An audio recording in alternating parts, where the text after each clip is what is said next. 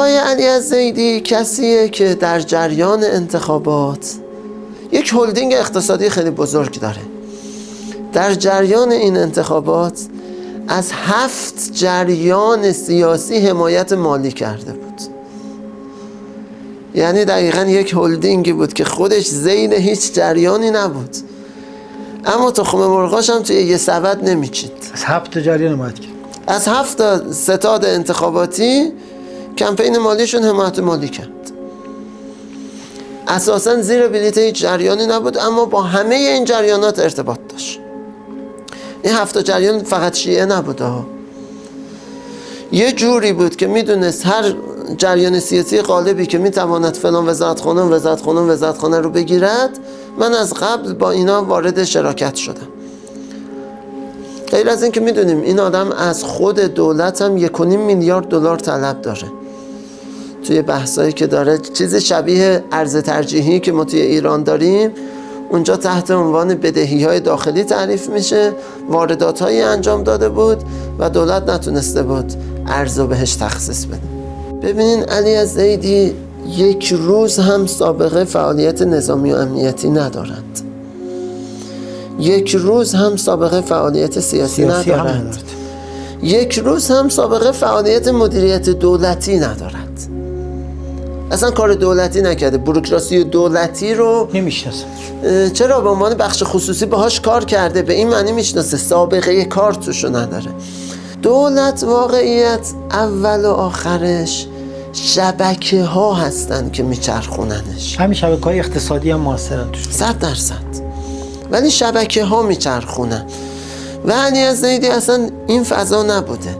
باید ببینیم چه تیمی حول علی الزیدی شکل میگیره.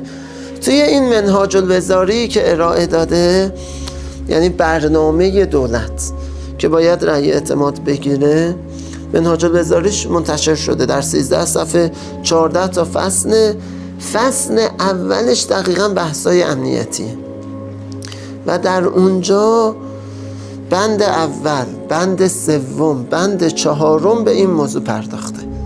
در فصل اول که بحث امنیتی، اجمالاً فعلا مواضع ایشون مواضعیه که در چارچوب رسمی کاملا قابل درکه، خارج از خط قرمز مقاومت نیست، اما ابهام داره.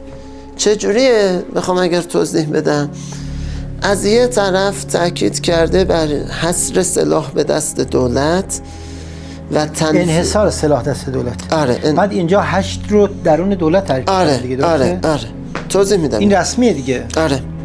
اصلا منهاج الوزاری که منتشر شده دقیقاً در فصل اول که امنیتی، بند اول حصر سلاح و تنفیذ قانون و فرماندهی مطرح شده. فرمانده کل قوا خود نخست وزیر.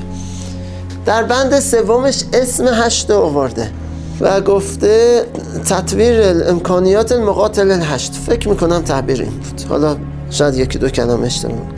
میگه ما امکانات نیروهای 8 رو بیشتر میکنیم و وضعیتشون رو هم تعزیز، یعنی متن جوریه که وضعیتشون رو بهتر میکنیم، اما برداشت عمومی اینه که اینجاش منظورش بعد اقتصادیشه، یعنی حقوقشون و امکاناتشون و امکاناتی که 8 مثلا ببینید یه بخشی از نیروهای 8 حقوقشون رو نگرفتن. تجهیزات نظامی دیگه. آره. حالا گفته اینو تجهیز میکنیم و امکانات بیشتر میکنیم، اما در ادامه گفته و تقیید هیئت الهشت الشعبی و مهامهی و غیره.